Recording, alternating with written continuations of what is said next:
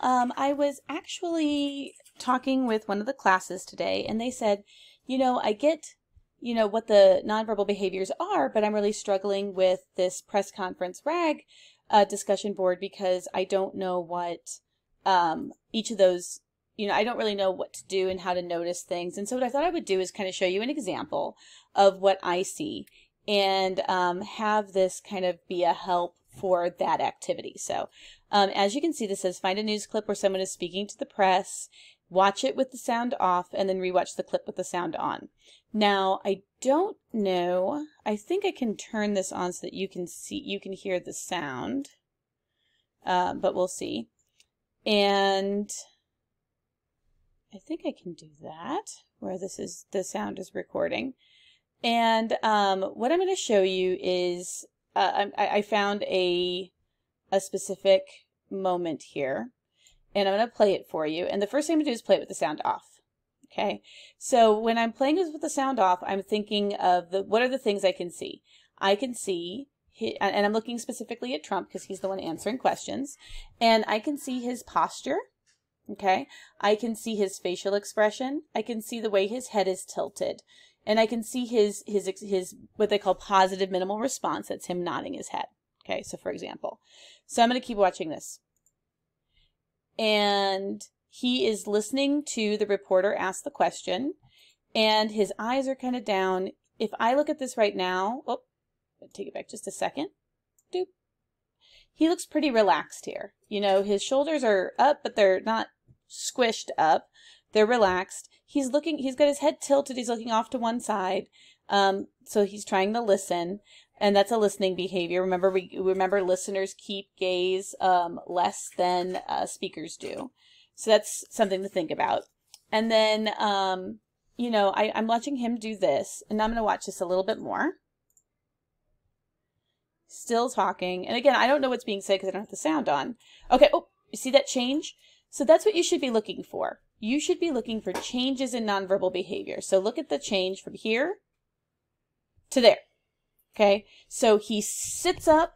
He starts to pull his hands back. He pulls his face down, and he kind of pulls his jaw down. Now, if I go and look in the chapter, I'm going to see that posture communicates affiliation, affection, power, and confidence.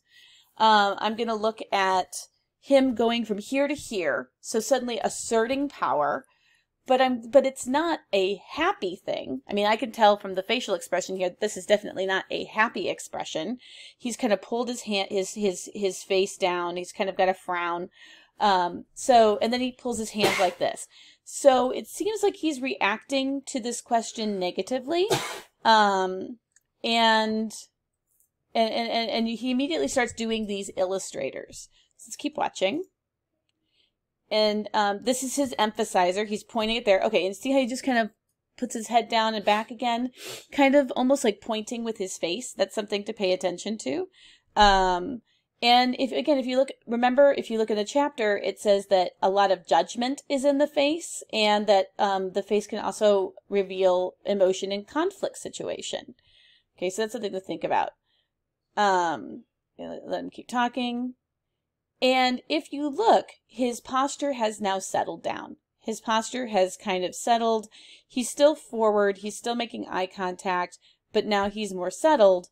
And you can see how the posture, the gestures have slowed down and things like this. So what this tells me is that he felt taken aback at first by the question, either defensive or angry. And then he figured out in his head how he was going to answer the question, and he relaxes a little bit. So, still keeps that very dominant posture. So that would be my guess at what is going on. Then I'm going to rewind this clip and play it.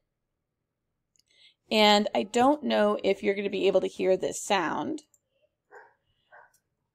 But, we find out, I went ahead and watched this clip, but as I watch it, I find out that he is responding to a question that is critical, and that he kind of eventually comes up with like his best comeback, which is that this is a person who was not hired by his administration.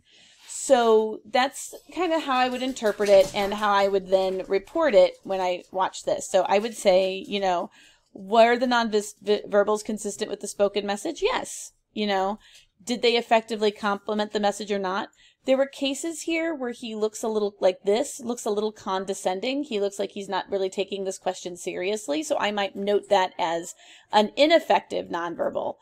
Because as she asked this question, he kind of becomes increasingly grumpy in his face. Don't use the word grumpy.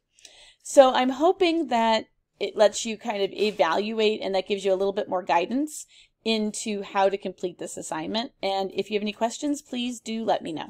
All right. Thank you, guys.